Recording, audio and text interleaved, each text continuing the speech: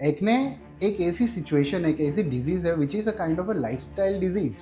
हमारे पास पेशेंट्स आते हैं सब कुछ ट्राई करके, मुल्तानी मिट्टी, टूथपेस्ट, कोलगेट वेरी कॉमनली ओह! यूज्ड, एक्टिव एक्ने पे लगा देते लोग। अभी नया मार्केट के अंदर आया पिंपल्स पैच। चाहे कोई भी ग्रेड का एक्ने हो, पिंपल पैच लगाना अनिवार्य नहीं है। यू नीड टू अंडरस्टैंड कि भाई क्यों हो रहा है। बहुत सारी कंपनी क्लेम करती हैं आपकी एक्नी मिटा देते हैं, एक्नी मार्क्स मिटा देते हैं। अगर एक पढ़ा लिखा डर्मेटोलॉजिस्ट ट्रीटमेंट कर रहा है, साइंटिफिक एविडेंस बेस्ड अप्रोच से कर रहा है, यस, एक्ने भी जाते हैं, एक्ने के पिगमेंटेशन भी जाते हैं, एक्ने के मार्क्स और स्कार्स भी जाते हैं। Today I am joined by doctor Sadab Dui, जिनके पास 9 से ज्यादा ईयर का क्लिनिकल एक्सपीरियंस है। Doctor Sadab acne, hair disorder और विटिलिगो जैसे कंडीशन में स्पेशलाइज करते हैं। पर डे हेयर फॉल के कितने नंबर कॉमन होते हैं? According to the standard text book जो हम डर्मेटोलॉजी में पढ़ते हैं, ट्राइकोलॉजी की, उसमें लिखता है up to 80 to 100 hairs per day is normal. कई सारे सो कोल्ड हेयर एक्सपर्ट को देखा है और ये भी सुना है कि स्ट्रेस एक कॉज होता है हेयर फॉल के लिए। सबसे बड़ा रीजन अपार्ट फ्रॉम हेरिडिटरी हो गया या बीमार हो गए, उसके अलावा जो है, जो सबसे कॉमन मीथ आता है ना, भाई हेलमेट पहनने से हेयर फॉल हो रहा है। It's a national myth.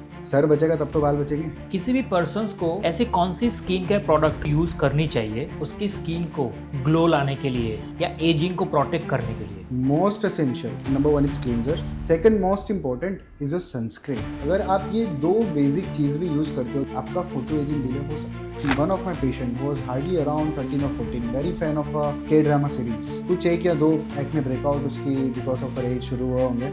I told her, any by chance कोई भी प्रोडक्ट यूज कर रहे हो? She took out a bag, total 8 products. 12-13 साल की लड़की। आई टोल्ड यार ये कहाँ से लिया? Sir online. किसको देख के? Sir influencers. सो ये जो एक ट्रेंड है ना, सेल्फ असेस करके सेल्फ प्रोडक्ट यूज करना, यू नेवर नो। ऐसी कौन सी एक रूटीन है जो लोगों को अपनी हेल्दी स्किन रखने के लिए फॉलो करनी चाहिए? यूज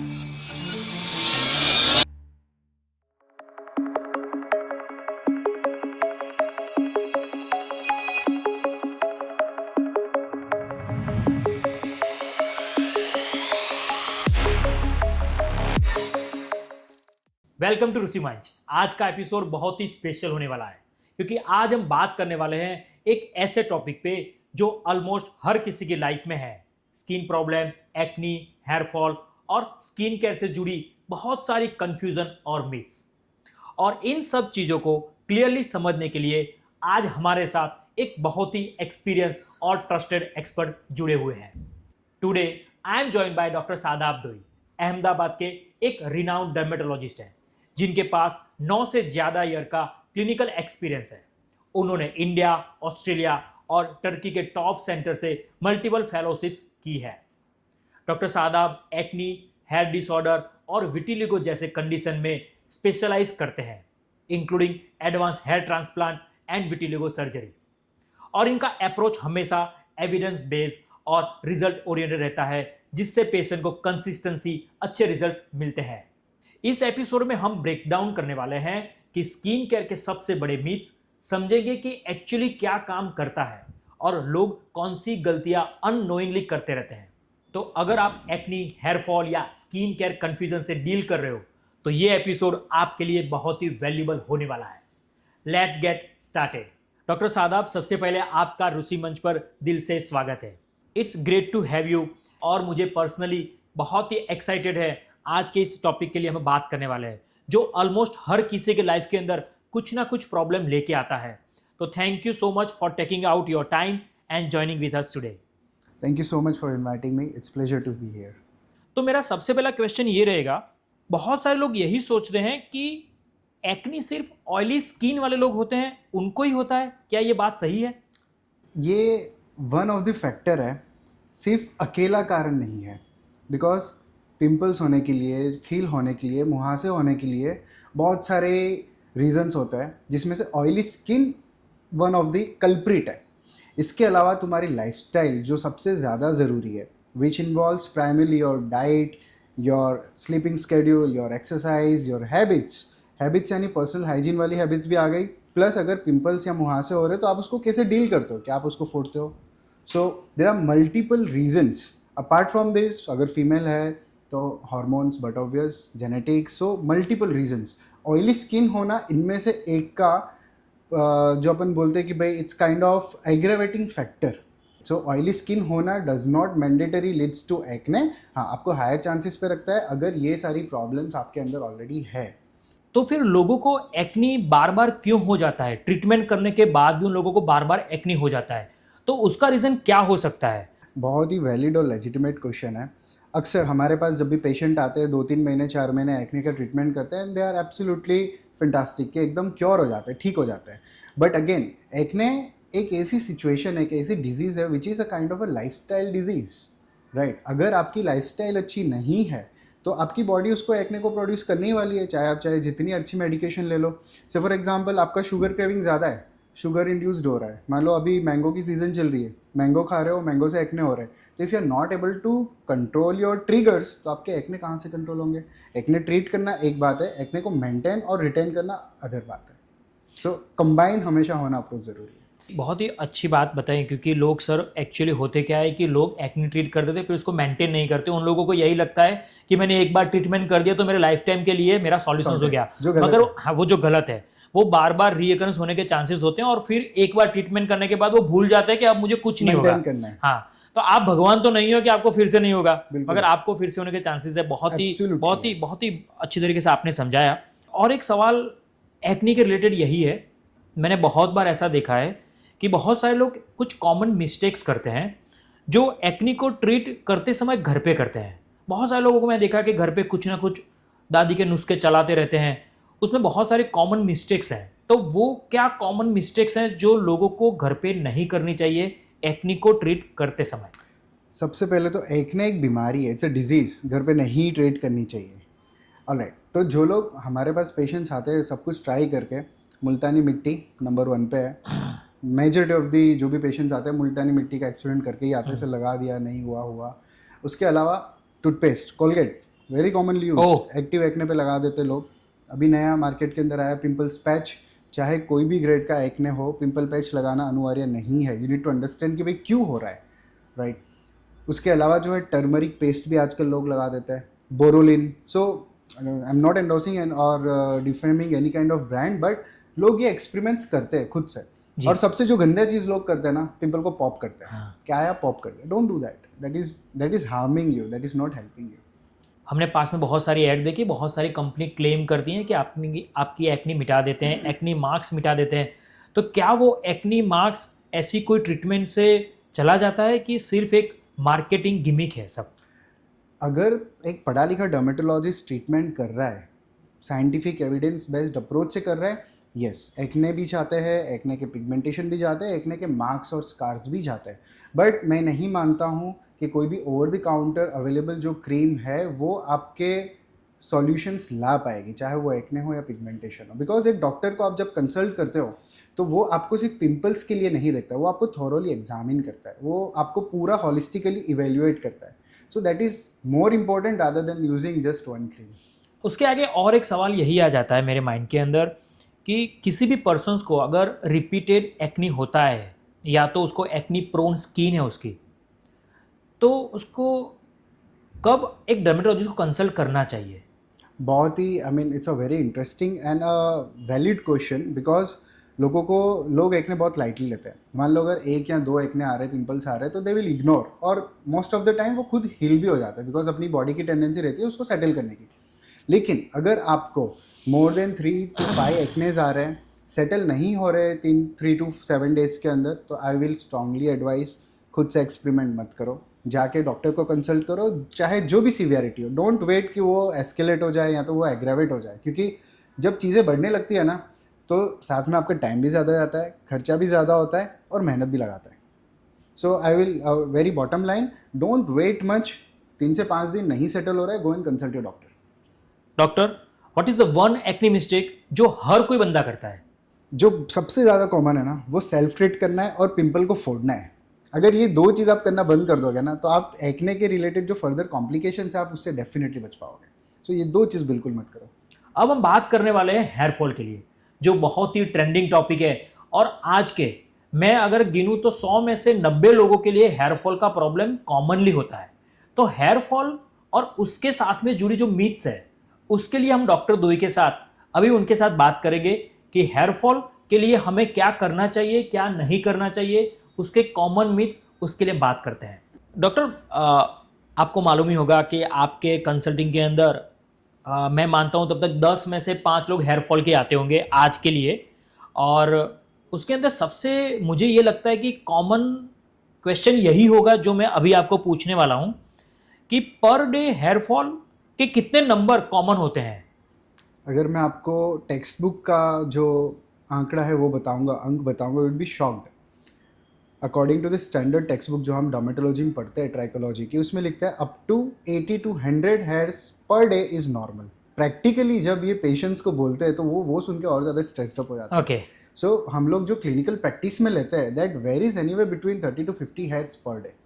और उसके अलावा अपार्ट फ्रॉम पर डे कि भाई कितने टाइम से वो चीज़ हो रही है। अब मान लो थोड़े थोड़े बाल जा रहे हैं लेकिन टाइम से जा रहे हैं तो इट नीड्स एन इंटरवेंशन।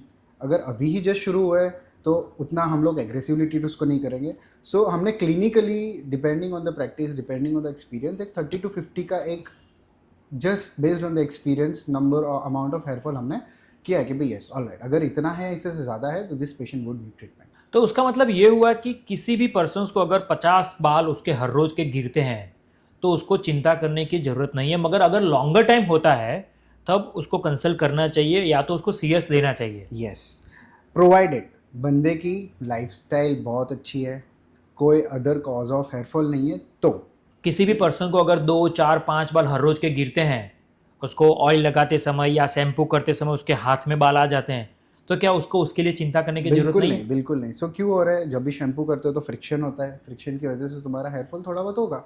4-5 बाल हाथ में आ रहे हैं शैम्पू के time, that is absolutely normal, panic करने की उसके अंदर कोई ज़रूरत नहीं है। दूसरा सवाल मेरा हेयरफॉल पे यही है कि ऐसे कौन से कॉमन कॉजेज़ है जो आप आपकी क्लिनिक में देखते हो, और जो भी कस्टमर आता है, जो भी पेशेंट आते हैं हेयरफॉल के रिलेटेड, तो ऐसे कौन से कॉमन कॉजेज़ आप देख रहे हो आज के लिए कि बहुत ही कॉमन दिख रहा है कि ये 10 में से 5 लोगों को तो यही होता है? जो सबसे कॉमन कॉजेस है दैट इज सबसे नंबर 1 पे आएगा androgenetic alopecia, male pattern baldness जिसको बोलते हैं, जिसको और भी बोलते हैं कि भाई हेरिडिटरी हेयर लॉस, कि भाई पेरेंट्स को है तो बच्चों के अंदर जो हेयर लॉस जो देखा जाता है that is number 1 reason for the hair loss. उसके अलावा जो आता है जिसको हम मेडिकल भाषा में बोलते हैं टीलोजन एफ्लूवियम, यानी कि ये एक इस प्रकार का हेयरफॉल है कि जो अक्सर होता है because of any kind of trigger. मान लो बीमार हो गए, चिकनगुनिया हो गया, टाइफाइड हो गया, सडन वेट लॉस आपने कर दिया, पोस्ट प्रेगनेंसी हो गया, तो उसके कुछ महीनों बाद एक प्रकार का हेयरफॉल शुरू होता है जिसमें एकदम लटे की लटे निकलती है पेशेंट्स की। बीच में I had one patients postpartum, almost 4 से 5 महीने बाद पेशेंट पूरा थैला भर के हेयर्स लेके आया था, क्या बात है! पूरी पॉलीथीन के, सर इतना मेरा 5 दिन Hairfall का हो या रहा है। 6 दिन का शुरू हुआ है, इतना निकला है, Hairfall। Do something. तो जो आप क्या बात! वी इनिशियली डिस्कस की भाई पेशेंट को कब आना चाहिए, यानी 5 दिन के अंदर इतना थैला भर के उसका हेयरफॉल निकला है तो बट ऑब्वियस वो कंसर्न होगा, वो वेट Concern नहीं होगा। करेगा, सही बात है। Right. So that was because of the stressor, यानी उसके केस में था उसका प्रेगनेंसी, लो हीमोग्लोबिन, यानी मल्टीपल रीजंस। सो ये एक ऐसी चीज़ है कि जो लोग नेग्लेक्ट करते हैं कि यार चलो नहीं कुछ भी नहीं होने वाला है। तो अगर आप ऐसे हेयरफॉल को नेग्लेक्ट करते हो तो गंजापन आना तो लाजमी है, राइट। इसके अलावा जो हम बोलते हैं एलोपेशिया एरियाटा, एरियाटा यानी कि भाई local part of this scalp में से या कोई भी जहाँ पे बॉडी में शरीर में बाल है उस वहाँ से हेयर चले आते हैं, उंदरी बोलते हैं काइंड ऑफ। तो वो ट्रिगर होता है for example kind of autoimmune disease से। उसके अलावा कुछ होते हैं जिसको हम लोग हमारी भाषा में बोलते हैं सिकाट्रिशियल एलोपेशिया, और इसके अलावा बहुत अलग अलग प्रकार के होते हैं हेयर लॉस। सो जिनको इवेल्युएट करने के बाद एक प्रॉपर डायग्नोसिस बनने के बाद अच्छे से ट्रीट किया जा सकता है। सर उसके आगे मैं और एक सवाल लेके जाता हूँ कि अभी की सबकी लाइफ बहुत फास्ट हो गई है, डूम स्क्रोलिंग हो गया है, रात को लंबे लंबे समय तक वो जागते रहते हैं, और मैंने कई सारे सो कॉल्ड हेल्थ एक्सपर्ट और हेयर एक्सपर्ट और इन्फ्लुएंसर को देखा है और ये भी सुना है कि स्ट्रेस एक कॉज होता है हेयरफॉल के लिए।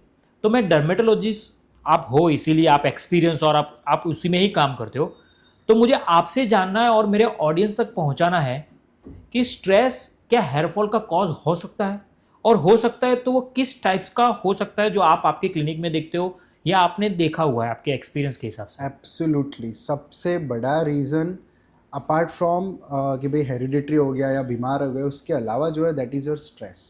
अब स्ट्रेस से एक नॉर्मल लोग क्या समझते हैं कि कि भाई mental stress, so that is one kind of stress. Mental हो गया, साइकोलॉजिकल स्ट्रेस हो गया. अब मान लो आप देर रात तक जग रहे हो, 12-1 बजे 2 बजे तक आप नेटफ्लिक्स कर रहे हो, सो that is what, that is a kind of biological stress. आप टाइम पे खाना नहीं खा रहे हो, that is again a kind of biological stress. तो ये छोटी छोटी जो चीज़ें होती है ना, वो इमीडिएट रिफ्लेक्ट नहीं करती है, वो रिफ्लेक्ट करना शुरू होती है जब एक थ्रेशोल्ड लेवल क्रॉस करता है. तो ये छोटी छोटी चीज़ों से मिला के बाद में आपका जब हेयर फॉल होता है ना, वो तभी अच्छे से कंट्रोल होता है अपार्ट फ्रॉम मेडिकेशन, जब आपका स्ट्रेस लेवल नॉर्मल हो. Right, as a doctor we can understand कि ऑक्सीडेटिव स्ट्रेस अपनी बॉडी में चलता ही रह रहा है. That will depend. मान लो आप स्लीप डिप्राइव्ड हो तो क्या होगा, ऑक्सीडेशन स्ट्रेस तुम्हारा बढ़ेगा. तो उसके लिए क्या चाहिए, उसके लिए दवाई नहीं चाहिए, उसके लिए स्लीप चाहिए, स्लीप ऑन टाइम चाहिए. अब मेरे पास पेशेंट्स आते हैं, मेजॉरिटी ऑफ द पेशेंट्स जो यंगस्टर्स होते हैं ना, मैं पूछता हूँ भाई कब सोते हो, तो 2 o'clock, 3 am in the night, 4 am in the night. कितना सोते हो सर? 8-10 घंटा हम लोग सो लेते हैं, एडिक्वेट है 6 से 8 घंटा. सो लोगों को पता है 6 से 8 घंटे सोना है, बट कब सोना है वो नहीं पता. Ideal, if you go by literature and research, ideal time to go to bed is somewhere around 9 to 10 p.m. and wake up early in the morning. This is a major thing apart from your diet, apart from your exercise. So this is something which is missing in almost every patient. कई सारे लोगों का आपने hair transplant भी किया हुआ है, आप उसके लिए क्या ऐड ऑन करना चाहेंगे कि जो लोग हेयर ट्रांसप्लांट करते हैं तो फिर वो लोग रिलैक्स होके चिल करके सब कुछ चलेगा, कि क्या उनको अपनी लाइफस्टाइल के अंदर इम्प्रूव करना चाहिए? क्योंकि बहुत सारे लोग यही सोचते हैं कि मैंने हेयर ट्रांसप्लांट कर दिया है तो मेरा अब काम ख़त्म हो गया, उसको मेंटेन नहीं करते हैं. तो आपने बहुत सही तरीके से समझाया है कि हेयर ट्रांसप्लांट करना इज़ अ सॉल्यूशन, मगर उसको मेंटेन करना वो भी एक पर्सन या तो किसी कस्टमर को या तो पेशेंट को अपना ही ध्यान रखने की बहुत ज़रूरत है. वरना हेयर ट्रांसप्लांट करने के बाद भी अगर आपकी लाइफस्टाइल या स्ट्रेस या खाना पीना या एनवायरमेंटल फैक्टर जितने भी है, आप उसको अगर ठीक तरीके से नहीं एडजस्ट करोगे तो आपका वही हेयर फॉल वापस आएगा और फिर से आपको कंसल्ट करना पड़ेगा. फिर आप डॉक्टर को बोलोगे कि मेरा तो फिर से हेयर फॉल स्टार्ट हो गया. तो ऐसा नहीं होना चाहिए. अगर आप हेयर ट्रांसप्लांट करते हो तो उसके बाद आपको आपकी लाइफस्टाइल भी इतनी इंप्रूव करनी चाहिए. इसी सवाल के साथ मैं सर के साथ जाता हूं कि कब किसी पर्सन को हेयर फॉल या तो उसकी कोई इंटरवेंशन के लिए डर्मेटोलॉजिस्ट को कंसल्ट करना चाहिए. उसको ये समझना चाहिए कि नहीं, अब मुझे कोई घर की ट्रीटमेंट या तो कोई दवाई, कोई स्प्रे, कोई सीरम ये यूज़ नहीं करना चाहिए. और now it is a high time to consult a dermatologist और any person who are expert in hair transplant. दो चीज़ें आप हमेशा याद रखो, जब भी हेयर फॉल शुरू हो रहा है, जब भी हेयर फॉल हो रहा है, सबसे पहले कितने बाल निकल रहे हैं वो देखो, एंड कितने ड्यूरेशन से निकल रहे हैं. मान लो रिसेंट ऑनसेट है, अभी अभी जस्ट 2-4 दिन से हो रहे हो, अब देख रहे हो यार एक साथ 30-40-50 बाल आ रहे हैं, शैम्पू कर रहे हो आ रहे हैं, बहुत सारे आ रहे हैं, कंडीशनर में आ रहे हैं, एंड जब भी आप हेयर ऑयल लगा रहे हो तब आ रहे हैं. It's a high time, do not wait. चाहे वो 2 दिन भी हुए हो, do not wait for that, go and consult a dermat. अब मान लो अमाउंट ऑफ हेयर फॉल जो थोड़ा कम है, 10-15, लेकिन it is continuing for more than से 2 weeks and 3 weeks. तो अगर ये क्रॉनिक ऐसे ही चलता रहा ना साइकिल, तो आप गंदे जल्दी हो जाओगे. So again, do not wait for longer, go and seek a consultation for the same. यानी ये दो चीज़, कितने बाल जा रहे हैं और कब से जा रहे हैं, दोनों इक्वली ज़रूरी है. अब इसके अलावा मान लो अगर आपका रिसेंट कोई प्रकार का सर्जरी हुआ है, बीमार हुए हो, एडमिट किए गए हो, उसके 2-3 महीने बाद यदि आपका हेयर फॉल शुरू हो रहा है, don't waste your time in घरेलू नुस्खे, जाके अपने डॉमेट से मिलो. So he will help you. Doctor, what is the one hair fall myth जो सब लोगों को आज से ही वो सोचने का बंद कर देना चाहिए? I will bifurcate into 2, for male, for female and for unisex. जो सबसे कॉमन मीथ आता है ना, भाई हेलमेट पहनने से हेयर फॉल हो रहा है. It's a national myth. नहीं है, गलत है. सर बचेगा तब तो बाल बचेंगे. Very basic thing. सही बात है. सो हेलमेट पहनने से नहीं होता है, वो एक परसेप्शन है. मान लो ये अपने हेयर्स है, ऊपर हेलमेट आपने पहना है, तो फ्रिक्शन की वजह से वहाँ पे बाल चिपके हुए दिखते हैं, जो अदरवाइज वैसे भी शेड ऑफ होने वाले थे आपके बाल. राइट. सो कोई हेलमेट पहनने से हेयर फॉल नहीं होता, तो helmet is mandatory, do not replace. मेरे पास पेशेंट्स आते हैं कि सर हेयर फॉल बहुत हो रहा है, सर्टिफिकेट बना दो ना, ट्रैफिक पुलिस वाले पकड़े नहीं मेरे को कि हेलमेट नहीं पहन सकता है बिकॉज हेयर फॉल ज़्यादा हो रहा है. So that is wrong. Right. Second, for females, जो स्पेशली यंग बच्चियाँ होती है जो स्कूल्स जाती है, राइट, जो बार बार से फॉर एग्जांपल हेड वॉश नहीं करती, राइट, तो सबसे बड़ा रीज़न ये होता है उन लोग का डर कि सर बाल बहुत निकलता है. हफ्ते में एक बार या 2 बार, क्या सर क्यों हफ्ते में 1 या 2 बार शैम्पू कर रहे हो? बिकॉज हेयर फॉल बहुत हो रहा है जब भी शैम्पू करते हो। तो again that's a myth. It's not कि आप शैम्पू नहीं करोगे या डिले करोगे तो बाल नहीं निकलेंगे। जो बाल निकलने वाले हैं, चाहे वो आप ऑल्टरनेट डेज करो या हफ्ते में 1 बार करो या 2 बार करो, तो जो क्यूमुलेटिव हेयर लॉस होना है वो होना है। चाहे वो आप 7 दिन में 1 बार कर रहे हो तो 7 दिन के एक साथ निकलेंगे, चाहे आप रोज करो तो थोड़े थोड़े निकलेंगे। सो स्कैल्प हाइजीन ज़रूरी है, हेड वॉश करो, शैम्पू करो। अब इसके अलावा जो कंसर्न होता है कि भाई हाउ फ्रीक्वेंट, सो जी। That is not a universal thing, that will depend. किसी का बहुत ऑयली स्कैल्प है, डेली कर सकता है, किसी का उतना नहीं है, नॉर्मल है, ऑल्टरनेट डे भी कर सकता है। सो आपका नॉर्मल अपना क्या है वो आपको देखना है, that is up to you. There is no universal concept of that. मेरा और एक सवाल आपके लिए है कि मैंने बहुत बार सुना है कि हेयर फॉल पानी की वजह से होता है। क्या आपका हार्ड वाटर आपको हेयर फॉल करता है कि नहीं करता है? वन ऑफ द रीज़न है, ओनली रीज़न नहीं बोलूँगा। हाँ, हार्ड वाटर से क्या होता है ना, जो सॉल्ट प्रेसिपिटेशन है वो आपके हेयर्स को ब्रिटल बना सकता है, डैंड्रफ की टेंडेंसी को बढ़ा सकता है। तो it's a kind of external factor. लेकिन क्या यदि आपका इंटरनल फैक्टर, आपका लाइफस्टाइल सही है, वो भी तो आपको देखना है। सो अगर इफ़ एवरीथिंग इज़ फाइन, आपका लोकेशन चेंज हुआ है, अचानक से हेयर फॉल हो रहा है, तो हाँ आप बोल सकते हो कि यस भाई इसकी वजह से हो सकता है। अदरवाइज आप जनरली पानी को ब्लेम नहीं कर सकते हो। और दूसरा, हेयर तो अपनी पूरी बॉडी पे है, तो पूरी बॉडी पे इफेक्ट होना चाहिए पानी से। अगर आप वो पानी से नहा रहे हो, कुछ कर रहे हो, क्यों खाली स्कैल्प का हो रहा है? So you can not generalize it, so you will have to figure it out, seek it out कि भाई क्या चीज़ आपको हार्म कर रही है। डॉक्टर शादाब दोई से हमने हेयर फॉल के बारे में बहुत सारी जानकारी ली, और हेयर फॉल एक बहुत ही कॉमन मिस्टेक है जो आज के यंग लोग और छोटे बच्चे और जो लोग बड़े लोग मिडिल एज में, उन लोगों को भी प्रॉब्लम काफ़ी होता है। और एक ऐसी प्रॉब्लम है जो हम सब लोग और बहुत सारे लोग उससे फेस करते हैं रूटीन के अंदर। कोई लोगों को ये लगता है कि मैं कौन सी स्किन केयर रूटीन एडेप्ट करूं, मेरी स्किन को प्रोटेक्ट करने के लिए मुझे क्या करना चाहिए, कैसे मैं यंग दिखूं। एंटी एजिंग सप्लीमेंट्स और एंटी एजिंग क्रीम्स बहुत सारी मार्केट में मिलती है। आज सबको यंग ही दिखना है, वो कुछ भी हो जाए मगर यंग ही दिखना है। तो हम डॉक्टर शादाब दोई से एक स्किन केयर रूटीन के बारे में बात करेंगे, और कुछ ऐसी कॉमन मिथ्स और ऐसी हैबिट्स नहीं फॉलो करनी चाहिए जो आपकी स्किन को फ्यूचर में डैमेज करे। डॉक्टर, मेरा सबसे पहले सवाल है कि आपको मालूम है कि स्किन केयर के लिए बहुत सारे लोग चिंतित होते हैं, अपने को यंग दिखना है, परमानेंट कोई स्किन पे रिंकल नहीं आने चाहिए।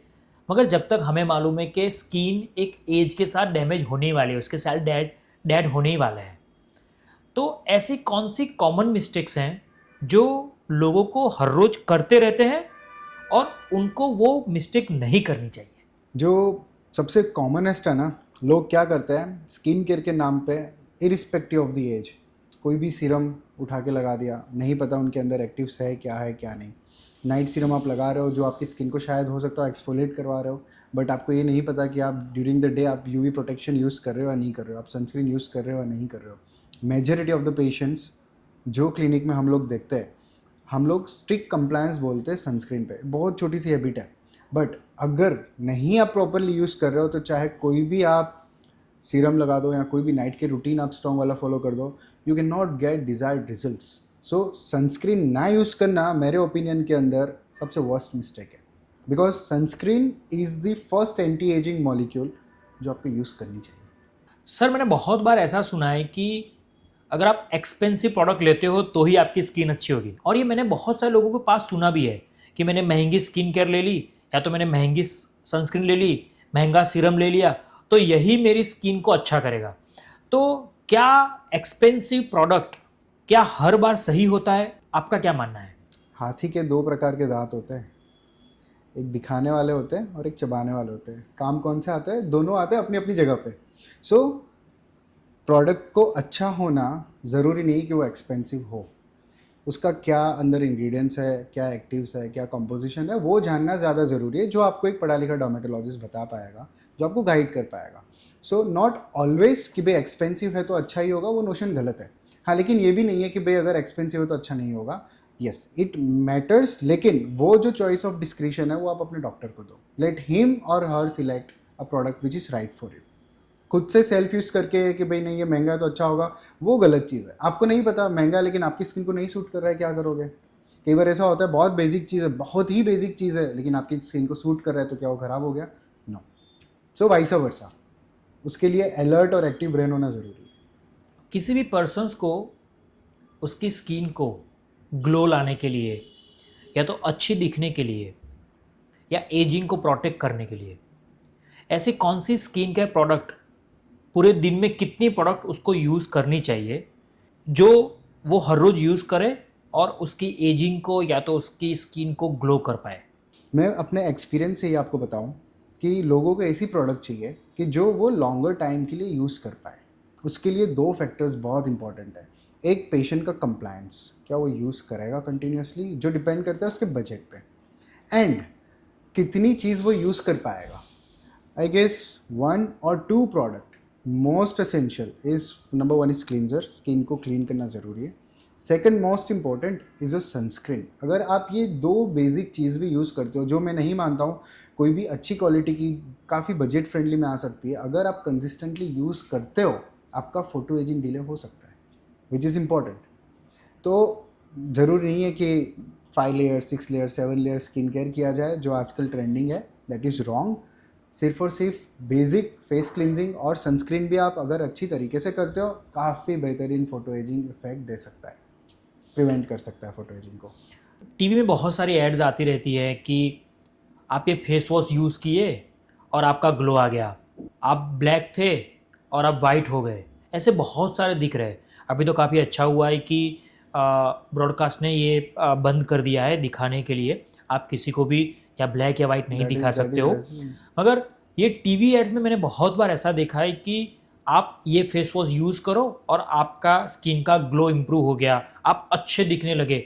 तो क्या फेस वॉश इतना काम करता है किसी को ग्लो लाने के लिए? इट्स अ मार्केटिंग स्ट्रेटेजी जो वो लोग फॉलो करते हैं। फेस वॉश हो या शैम्पू हो, इनका एक ही काम है, just to remove the dirt from your face. ना वो काले को गोरा कर सकता है, ना वो पिंपल को ठीक कर सकता है, प्रिवेंट ज़रूर कर सकता है, राइट? तो that is just a kind of a luxury product जो आपको गुड फील करवा सकता है, जो आपका बेसिक हाइजीन मेंटेन करवा सकता है, उसके बियॉन्ड कुछ भी नहीं कर सकता वो। दूसरा यहाँ पे एक सवाल कि ऐसी कौन सी एक रूटीन है जो लोगों को अपनी हेल्दी स्किन रखने के लिए वो रूटीन फॉलो करनी चाहिए? अपार्ट फ्रॉम, अगर मैं स्किन केयर की अभी फ़िलहाल बात करूँ, use sunscreen like you brush your teeth on a daily basis. रोज़ ब्रश करने से क्या होता है सर? दांत वगैरह अपने अच्छे सही रहेंगे, है, राइट? बहुत सही है। So that is into our habit, वो अपन ने इनकल्टेट कर दिया है बचपन से। मैं अभी आजकल अवेयरनेस इतनी ज़्यादा है, पीडियाट्रिक पेशेंट्स की मॉम आती है, मदर आती है, सर 1 साल का बच्चा है, गोवा जा रहे हैं, घूमने जा रहे हैं, सर कोई सनस्क्रीन दे दो। So that's a good habit, लोगों के अंदर अवेयरनेस आ रही है, they know why what when and how to use it. लोग अभी समर सीजन है, स्विमिंग के लिए जा रहे हैं, दे नो कि भाई टैन होने वाला है, they want sunscreen to prevent that tanning. So सबसे इंपॉर्टेंट हैबिट जो मैं आपको इनकल्टेट कराना चाहूँगा आपके द्वारा ऑडियंस है, that is to use sunscreen on a religious basis. ज़्यादा नहीं, at least 2 to 3 times in a day if possible. अगर इतना भी कंसिस्टेंटली करते हैं ना, तो जैसे आपके दांत बचे रह रहे हैं ना, वैसे आपकी स्किन भी अच्छी साफ़ सुथरी दिखती रहेगी। ऐसी कौन सी एक स्किन केयर हैबिट है जो आपकी स्किन को स्लोली डैमेज कर सकता है समय जाते? अभी सोशल मीडिया का ज़माना है, राइट? जितने भी हमारे यंग पेशेंट्स होते हैं, not even young, I mean any age group of the patients, लोग इंस्टा स्क्रॉल कर रहे हैं, कोई ऐड देखी, ये मंगवा लिया। लोग अपनी स्किन को खुद जज कर लेते हैं कि हाँ भाई इस टाइप की स्किन है। किसी ऐड में देख लिया कि अच्छा ऐसे ऐसे आपको स्किन जज करनी है, आपने खुद पर ट्राई कर दिया कि हाँ ये स्किन है। तो खुद से सेल्फ असेस करके जो चीज़ आप ऑर्डर करते हो, मंगवाते हो घर बैठे, हो सकता हो वो सबसे डेंजरस चीज़ साबित हो। I'll tell you the story of one of my patient who was hardly around 13 or 14, very fan of a K-drama series, Korean drama. She came with a big purse, lot of product inside. अब उसका जो main concern था, she had really very good skin. कुछ 1 या 2 acne breakout उसकी because of her age शुरू हुए होंगे, and she came to me कि सर ये एक्नेज आ रहे, आज तक कभी नहीं आ रहे थे। I told her, any by chance कोई भी प्रोडक्ट यूज़ कर रहे हो? She took out a bag, एक एक करके टेबल पे उसने प्रोडक्ट रखना शुरू किया, टोटल 8 प्रोडक्ट्स, 12-13 साल की लड़की। आई टोल्ड यार ये किसने प्रिस्क्राइब किया है? सर किसी ने नहीं। कहाँ से लिया? Sir online. किसको देख के? Sir influencers. सो ये जो एक ट्रेंड है ना, सेल्फ असेस करके सेल्फ प्रोडक्ट यूज़ करना, यू नेवर नो कि वो आपको कितना हार्म करे। सबसे पहले तो वाई, बिकॉज अंडरस्टैंडिंग है ही नहीं जनरल पब्लिक को या लेमैन को कि भाई क्या चीज़ क्या काम करती है। एक नोशन बना दिया है, कंपनी वाले ने बोल दिया हाँ ये प्रोडक्ट है, ये काम कर रहा है, आपने मान लिया। No, take an expert advice. So जो सबसे अभी जो ट्रेंड चल रहा है दैट इज़ जो सबसे ज़्यादा सेल्फ हार्म कर रहा है that is to over use and self use the medications. So please मत करो. अगर चाहते हो कि कोई अच्छा स्किन केयर रूटीन आपको कोई बना के दे, go and consult a dermatologist. तो आपको असेस करेगा, देखेगा, आपको सोच समझ के जो आपका बजट के अंदर है वैसे आपको प्रोडक्ट भी देगा. So I guess this is one of the main thing जो सबसे ज़्यादा परेशान करता है. हमने डॉक्टर दुई के पास से सनस्क्रीन के बारे में बहुत सारी जानकारी ली। अब उसी सनस्क्रीन की इतनी जानकारी के साथ बहुत सारी कॉमन मिस्टेक्स एंड मिथ्स हैं जो जानना काफ़ी ज़रूरी है। तो हम एक एक्सपर्ट के पास से सनस्क्रीन के बारे में और कुछ जानकारी लेते हैं। डॉक्टर दुई, अगर मैं बीच पे जाने वाला हूँ, अगर मैं गोवा जा रहा हूँ, तो क्या मुझे सनस्क्रीन यूज़ करना चाहिए? ऐसा बहुत सारे लोग मुझे बताते हैं, तो यूज़ करना चाहिए कि नहीं करना चाहिए? सबसे पहली बात। बट ऑलवेज करना चाहिए. कोई भी ट्रॉपिकल, चाहे India is a tropical country overall, यहाँ पे अपना यूवी इंडेक्स और यूवी एक्सपोजर हमेशा हाई रहता है. सो वेदर आप बीच पर जा रहे हो या नहीं जा रहे हो, that does not matter a lot, क्योंकि सनस्क्रीन तो मैंडेटरी है. हाँ, अगर बीच पे जा रहे हो तो और ज़्यादा मैंडेटरी हो जाता है बिकॉज चांसेस ऑफ टैनिंग बहुत हो जाता है अपना. सो यस, बिल्कुल करना चाहिए. तो उसका आगे यही सवाल हुआ कि किसी भी पर्सन्स को राइट सनस्क्रीन को कैसे चूज़ करें, उसके लिए क्या देखना चाहिए उसको कोई भी सनस्क्रीन चूज़ करने से पहले? आई विल ब्रीफली एक्सप्लेन, क्योंकि ये चीज़ एक ऐसी है ना कि अगर एग्जामिन करके बताया जाए तो बिल्कुल 100% परफेक्टली आपको गाइड किया जा सकता है. So depending on your skin type कौन सी सनस्क्रीन सिलेक्ट करनी चाहिए वो मैं आपको एक ब्रीफ आइडिया दे देता हूँ. जैसे कि आपकी ड्राई स्किन है तो आप ऐसी सनस्क्रीन देखो जिसके अंदर एटलीस्ट 30 to 50 SPF का SPF हो. PA फैक्टर एक होता है जिसको हम बोलते हैं बूट स्टार रेटिंग, जो तुम्हारा टैनिंग कितना होगा कितना नहीं उसको प्रिवेंट कितना करेगा वो डिपेंड करता है. सो select something SPF 30 to 50 in general. PA 3 to 4 rating होना चाहिए. मान लो ड्राई स्किन है तो अंदर आप देखो कोई मॉइस्चराइज़र एडेड है या नहीं, यानी मॉइस्चराइजिंग सनस्क्रीन. मान लो ऑयली है या कॉम्बिनेशन स्किन टाइप अगर आपकी है तो सिलेक्ट समथिंग कि भाई जो जेल बेस्ड हो, ऑयल फ्री हो, राइट. से फॉर एग्जांपल अगर सेंसिटिव स्किन अगर आपकी है तो आप ऐसे मॉलिक्यूल सिलेक्ट करो कि जिसके अंदर फिजिकल फिल्टर्स हो, केमिकल फिल्टर्स ना हो, तो जो आपकी स्किन को सेंसिटिविटी को कम कर सकता है. प्लस जैसे अभी आपने पूछा कि भाई बीच के लिए, so now there are spray based sunscreen also which is very easy and economical and convenient to apply, और जो आप रिपीट भी कर सकते हो आराम से. सो डिपेंडिंग कि क्या आपकी इंडिकेशन है, क्या आपका नीड है, उस हिसाब से आप कर सकते हो. मान लो majority of the Indian person they are not actively going outside, they are mostly having या तो सेडेंटरी लाइफस्टाइल होती है या तो घर में होते हैं तो बैठे होते हैं. 30 SPF में मानता हूँ बहुत मोर देन इनफ है, प्रोवाइडेड अगर वो अच्छे से लगा रहे हैं या रिपीट कर रहे हैं. एक बार लगाने से काम नहीं होने वाला है. तो सर मुझे अब ये जानना है कि अगर कोई पर्सन सनस्क्रीन कभी लगाता ही नहीं तो उसकी स्किन को कितना डैमेज हो सकता है, और वो अगर आपने आपके क्लिनिक में कहीं पे देखा हो कि उसने कभी भी सनस्क्रीन नहीं लगाया और उसकी वजह से उसकी स्किन इतनी डैमेज हो रही है. एक रिसेंट एग्जांपल, एक सीनियर सिटीजन पेशेंट है, अराउंड 70-72 उनकी एज रही होगी, फेयर स्किन और कोई मेडिकल हिस्ट्री नहीं, fit and fine, perfectly fine. उनको हमने डायग्नोस किया basal cell carcinoma. Indian patient अपना, गुजरात का पेशेंट, अहमदाबाद का पेशेंट. तो that is a kind of disease कि जो यूवी एक्सपोजर से होती है. 72 पे क्यों डायग्नोस हुआ? शुरू हुआ होगा समवेयर अराउंड 65-68 ईयर्स. अब उसकी प्रोसेस जो शुरू होगी ना उनकी यंग दिनों के अंदर से शुरू हुई होगी कि जब अगर उन्होंने यूवी रेस प्रोटेक्शन यूज़ किया होता तो शायद ये चीज़ ना होती. तो ये उतना ज़रूरी है. फ़ोटो एजिंग तुम्हारा कम करता है, स्किन कैंसर से डेफिनेटली प्रिवेंट करवाता है, राइट. अब बहुत एक क्लासिकल एग्जांपल अगर आप देखोगे टाइप करके गूगल के अंदर तो भी आएगा कि कोई ड्राइवर है, truck driver who is not using sunscreen, तो जिस डायरेक्शन के उसके फेस पे यूवी रेस गिरती है ना वो ज़्यादा डैमेज होता है, उसका फोटो एजिंग ज़्यादा होता है कंपेयर टू द डायरेक्शन कि जहाँ पे डायरेक्टली सनलाइट नहीं गिर रही है. You can Google it, it's a very classical photo. Biggest misconceptions about sunscreen. दिन में एक बार यूज़ करना. लोग एक बार यूज़ कर लेते हैं, लोगों को नहीं पता कैसे यूज़ करना है. कॉमन नोशन है भाई 2 finger 3 finger, it's not always mandatory. आप अपने हिसाब से लाइक 1 फिंगर टिप लेंथ भी लगा रहे हो, this will cover from ear to ear and from your ears to ear also. Neck पे लगा रहे हो तो you will need extra more. 2 finger particularly है जो बॉल्ड पर्सन होता है उनके लिए, तो आगे एक फिंगर यहाँ से यहाँ लग जाएगी, दूसरी फिंगर पूरी यहाँ से पीछे तक लग जाएगी. We have hairs on our head now, so adequate quantity में लगाना, सबसे ज़्यादा ज़रूरी, उसको रिपीट करना उससे भी ज़्यादा ज़रूरी। मान लो आप 3 फिंगर लेंथ लगा दिए, you are not repeating, so it's useless, क्योंकि स्वेट हो रहा है, वो तो डाइल्यूट हो रही है, आपका यूवी प्रोटेक्शन तो कम ही हो रहा है with time. So if you are not repeating, that is the biggest mistake that you are doing with yourself. आप प्रोडक्ट भी वेस्ट कर रहे हो, टाइम भी वेस्ट कर रहे हो, पैसे भी बिगाड़ रहे हो, प्रोटेक्शन भी नहीं मिल रहा है। सर मेरा पर्सनल सवाल मेरे लिए, अगर मुझे इतनी बियर्ड है तो मुझे सनस्क्रीन तो लगानी, तो मैं यहाँ पे लगाऊंगा, तो क्या मेरे बियर्ड के अंदर मुझे सनस्क्रीन लगानी चाहिए? मर्ज कर दो, आपके बाल यूवी प्रोटेक्शन ऑलरेडी कर रहे हैं। हेयर काम करता है काइंड ऑफ एसपीएफ, वो आपको यूवी रे से प्रिवेंट करता है। इसीलिए पहले जो भी अपन पूर्वज थे उनके बॉडी पे बहुत सारे बाल थे। अभी भी मान लो polar bears, they are full of hairs, it's a kind of natural sun protection, UV protection to them. तो मुझे बियर्ड के अंदर सनस्क्रीन लगाने की जरूरत आप नहीं है? मर्ज कर सकते हो, अंदर लगाने मर्ज की कर जरूरत हाँ मर्ज कर सकते हैं, मगर अंदर लगाने की जरूरत नहीं है कि नहीं, मैं यहाँ नहीं, सब जगह नहीं, लगाऊं, नहीं, नहीं। वो जरूरत जो नहीं खुला है। हिस्सा है स्किन का वहीं तो हाँ। लगाओ, दैट इज इंपॉर्टेंट। जो पार्ट एक्सपोज हो रहा है वहां पे आपको यस, लगा। अब लोग भूल जाते हैं ईयर्स को, लिप्स को, यहाँ पे लगाते ही नहीं, ओके। नेक को भूल जाते हैं। सो अप्लाई, फोटो एजिंग यहाँ पे भी हो रहा है, ये खुले वाले हिस्से हैं, लोग हाथ को भूल जाते हैं। Apply on this exposed area, जो बाहर है, जो ढका नहीं है, आप उसको लगाओ, आप उसको कपड़े पहनाओ, एसपीएफ का कपड़ा पहनाओ, सनस्क्रीन का कपड़ा पहनाओ। तो सर सनस्क्रीन यूज करना है जब आपको सन एक्सपोज होता है, तो क्या ये मानना जरूरी है कि बहुत सारे लोग आईटी वाले आईटी फील्ड्स के लोग होते हैं, जो लोग पूरे दिन घर में बैठ के काम करते हैं, वर्क फ्रॉम होम करते हैं, एसी में बैठे हैं और कुछ भी यूज कहीं पे घर के बाहर जाते नहीं है, सन एक्सपोज नहीं होता है, तो क्या उन लोगों को फिर सनस्क्रीन लगाने की जरूरत नहीं ना?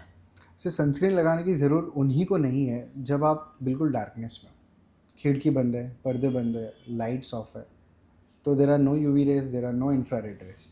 अगर ये नहीं है, मान लो आईटी लोग, आईटी प्रोफेशन वाले होते हैं, they are constantly in front of their screens, ठीक है, वहाँ से आईआर रेस निकलती है, यूवी रेस निकलेगी, तो that is going to harm you. वो क्यूमुलेटिव अक्यूमुलेशन है ना, बहुत धीरे धीरे होता है, वो एक साथ नहीं हो जाता। सो उसको कर्ब करना इसलिए ज़रूरी है। सेकेंड, हाउस वाइफ्स घर से बाहर ज़्यादा नहीं निकलते, घर में ही होती है, बट स्टिल विंडोज़ होती है जहाँ से यूवी रेस का डैमेज आए। So it's important for each and every one. हाँ, अगर घर में हो तो फ्रीक्वेंसी चाहे 2 बार हो जाए during the entire day time, that is enough. बाहर हो तो आपको शायद ज़्यादा लगाना पड़ सकता है, हर 2 घंटे लगाना पड़ सकता है, depending on the skin type. So it's not कि भाई यदि आप घर में हो तो सनस्क्रीन नहीं लगाओ चल जाएगा, बिल्कुल नहीं चलेगा, लगाना है आपको। सर कई लोग स्किन ट्रीटमेंट से और लेज़र ट्रीटमेंट से डरते रहते हैं, तो क्या ये जो सारी ट्रीटमेंट है वो सुरक्षित है? बहुत ही सुरक्षित ट्रीटमेंट्स अवेलेबल है, प्रोवाइडेड अगर आप एक अच्छे पढ़े लिखे डर्मेटोलॉजिस्ट के पास से करवा रहे हो, उनके पास अच्छे मशीन्स है और उन्हें पता है कि क्या मशीन क्या काम करता है। जब भी आप लोग डर्मेटोलॉजिस्ट के पास जाते हो, वो आपको ट्रीट करने के लिए जो भी अनिवार्य है, चाहे वो दवाई हो, चाहे वो कोई प्रकार की ट्रीटमेंट हो, या पील्स हो या लेज़र्स हो, वो तभी आपको गाइड करेंगे जब वो मैंडेटेड है, जब नेसेसरी है, जब उन्हें लगता है कि हाँ ये करने से फ़ायदा होगा, नुकसान नहीं। कोई भी ट्रीटमेंट के 2 पहलू होते हैं, बेनिफिट एंड रिस्क। तो वो डॉक्टर का काम है कि वो क्या सिलेक्ट कर रहा है कि जिससे बेनिफिट ज़्यादा हो, रिस्क मिनिमाइज हो। Got the point? सो हमेशा ये नहीं है कि नहीं, कि डॉक्टर जब भी ट्रीटमेंट बोले तो उसका मतलब कि ट्रीटमेंट ज़रूर नहीं है, फिर भी बोल रहे हैं, no, not always necessary. Sir laser treatment को लेके लोगों के अंदर ऐसी कौन कौन सी गलतफहमियां होती है जो उनको नहीं पालनी चाहिए? सबसे पहले तो लेज़र्स के बहुत सारे वेराइटीज़ है, बहुत प्रकार से। मान लो पिगमेंटेशन के लिए है तो क्यू स्विच लेज़र है, स्कार्स के लिए है तो CO2 लेज़र है, राइट, हेयर रिमूवल है तो लेज़र हेयर रिमूवल है। सो डिपेंड करता है क्या इंडिकेशन है और क्या यूज़ कर रहे हो। सबसे पहला प्रश्न जब हम पेशेंट को बोलते हैं लेज़र, तो उसके दिमाग में क्लिच कर जाता है, यार ये तो नुकसान करेगा, फ़ायदा तो दूर की बात है। फर्स्ट क्वेश्चन जो ऑलमोस्ट एवरी फीमेल पूछती है, सर कैंसर तो नहीं होगा ना? क्यों होगा कैंसर? FDA अप्रूव्ड मशीन्स है, रिसर्च ओरिएंटेड है, डेटा है, लिटरेचर है, सब कुछ है, और जिस इंडिकेशन के लिए कर रहे हैं अपन, वहाँ पे ही वो काम कर रहा है। तो उसकी आप उसके पीछे का साइंस समझने का अपने डॉक्टर से ट्राई करो, प्रयास करो कि भाई किस चीज़ के लिए मशीन यूज़ किया जा रहा है, क्या फ़ायदे हैं, क्या गैरफायदे हैं, राइट। दूसरा, अगर चेहरे की बात आती है ना, सर बार बार लेज़र करवाएंगे तो स्किन पतली नहीं हो जाएगी? नहीं। क्यों पतली होगी? स्किन हेल्दी होगी, कोलाजन बनेगा। अगर मान लो ऐसी सच कोई ट्रीटमेंट कर रहे हो तो स्किन और उसका बैरियर रिपेयर अच्छे से होता है, स्किन स्ट्रॉन्ग अच्छे से होती है, राइट। तो स्किन पतली नहीं होती है, ना ही कैंसर होता है। इसके अलावा जो कॉमन मिथ लोग मुझे पूछते हैं कि सर बार बार ये चीज़ करने से स्किन की आदत तो नहीं पड़ जाएगी, लेज़र की आदत तो नहीं पड़ जाएगी? नहीं, आप ये चीज़ एक समझिए, जब भी आप कोई ट्रीटमेंट करवा रहे हो, आप समझो कि आप अपनी हाईफाई कार को या अपनी कार को एक सर्विस सेंटर में डाल रहे हो। सर्विस सेंटर वाला बंदा क्या करेगा, उसको वॉश करेगा, क्लीन करेगा, आपको शाइन करके दे देगा। वही काम एक डर्मेटोलॉजिस्ट अच्छे मशीन को यूज़ करके आपकी डिजीज़ को समझ के वही करता है, आपको चमका देगा। मेंटेन आपको रखना है। सो अगर आप मेंटेन रखते हो तो नहीं, आपकी स्किन ख़राब नहीं होनी है। लेकिन यदि आप मेंटेन नहीं कर रहे हो तो बार बार आप डॉमेट के पास जाओगे, रिपेयर करवाते रहोगे। कोई भी स्किन ट्रीटमेंट करने से पहले किसी भी पर्सन्स को डर्मेटोलॉजिस्ट को चूज़ करने से पहले क्या ध्यान रखना चाहिए? क्योंकि सर आपको मालूम होगा कि बहुत सारे डर्मेटोलॉजिस्ट सिटी में होते हैं, ऑनलाइन होते हैं, ऑनलाइन ई क्लिनिक चलाते हैं। तो कोई भी स्किन ट्रीटमेंट करने से पहले लोगों को क्या ध्यान रखने की ज़रूरत है? बहुत इंटरेस्टिंग क्वेश्चन है। एंड आजकल सोशल मीडिया का ज़माना है, राइट? तो जो भी डॉक्टर के पास आप जाना चाहते हो, research about it, Google about it, उनकी वेबसाइट विजिट करो, उनको पोर्टफोलियो देखो, कहाँ से पढ़े लिखे हैं, क्या डिग्री है। क्योंकि आजकल सो कॉल्ड कॉस्मेटोलॉजिस्ट भी बहुत सारा है, नो ऑफेंड टू एनीवन। लेकिन हमने ये देखा है कि so called cosmetologist rather treat करने के बजाय केस कॉम्प्लिकेट करके भेजता है। सो रिसर्च अबाउट योर डॉक्टर, पढ़ा लिखा डर्मेट है या नहीं है, कहाँ से डिग्री ली है उन्होंने, कितने साल का एक्सपीरियंस है, क्या क्या काम कर चुके हैं, क्या अचीवमेंट्स है, ये देखो, ये समझो। फिर उसके बाद आता है नेक्स्ट स्टेप, जब आप उनके साथ कंसल्टेशन में जाते हो। कंसल्टेशन जब भी चल रहा है तो आप कितना कॉन्फिडेंस सेंस कर पाते हो वो डॉक्टर के साथ, वो ज़्यादा ज़रूरी है। आपका कितना कंफर्ट लेवल है, वो प्रोज एंड कॉन्स आपको समझा रहे हैं नहीं समझा रहे हैं, या वो डायरेक्टली ट्रीटमेंट के लिए पुश हो रहा है, तो वो सेंस ऑफ फील और ज़्यादा ज़रूरी है। तो that will help you decide कि आगे आपको किस तरह प्रोसीड करना है। So always research well about your doctor. Sir किसी पर्सन्स को अगर मेलेज्मा है यानी पिगमेंटेशन है, अगर वो एक बार स्किन ट्रीटमेंट करा लेता है आपके पास, तो क्या वो परमानेंट ठीक हो जाएगा कि उसको मेंटेन करने के लिए उसको और कुछ करना चाहिए? उसको मेंटेन डेफिनेटली करना पड़ेगा। Melasma it's not only the skin pigmentation problem, वो आपका इंटरनल इन्फ्लामेशन लेवल बता रहा है, आपका स्ट्रेस लेवल बता रहा है। आप एकदम खुश हो, हैप्पी हो, जॉली हो, कुछ भी नहीं कर रहे हो, तो मिलाज्मा ऑटोमेटिक लाइट भी हो जाएगा। सो यस, अगर चला भी गया है तो you will have to maintain, otherwise that will rebound. ऐसा कौन सा स्किन और हेयर ट्रीटमेंट है, उससे जुड़ा एक मीथ है जो लोगों को समझना चाहिए? अब सबसे गैर समझ लोगों को ये है कि अगर एक बार स्किन का ट्रीटमेंट करवाए तो वो परमानेंट है। बहुत कम ऐसी चीज़ें हैं कि जो हम एक बार करते बाद में पेशेंट को नहीं बोलते कि भाई you come back. So you will have to maintain. अच्छे से मेंटेन नहीं करोगे तो आप हमेशा हमारे पास आते भी रहोगे, ये भी एक चीज़ है। एंड दूसरा मैं हेयर के लिए बताना चाहूँगा, I do regular hair transplantation. तो जो सबसे कॉमन क्वेश्चन, जो मिथ पेशेंट के दिमाग में है कि सर हेयर ट्रांसप्लांट के अंदर दिमाग में तो कुछ नहीं चला जाएगा ना। भाई दिमाग, brain is way beneath, it's very well protected. उसके ऊपर हड्डी है, उसके ऊपर फैट है, उसके ऊपर डर्मिस है और ऊपर स्किन का लेयर है। हम लोग ग्राफ्ट को डालते हैं स्किन में, डर्मिस में, हड्डी में या ब्रेन में नहीं जाने वाला है। So this is the very common myth. Doctor Shadab, thank you so much for sharing such a valuable insight today. I am sure audience को आज बहुत ही क्लैरिटी मिली होगी और काफ़ी मिथ्स भी क्लियर हुई होंगी। And to everyone who is watching, अगर आपको ये एपिसोड वैल्यूबल लगा हो तो प्लीज़ इसे लाइक करें, शेयर करें with your friends and family, और चैनल को सब्सक्राइब करना बिल्कुल ना भूलें। Thank you so much for inviting me on the Rishi Manch. It was a great time and fantastic time here. Thank you. अगर आपको स्किन, हेयर या किसी भी डर्मेटोलॉजी रिलेटेड इश्यू के लिए एक्सपर्ट गाइडेंस चाहिए तो you can definitely connect with doctor Sadab, and I will see you in the next episode of Ruchi Manch. Till then, take care of your health and your mindset. Thank you.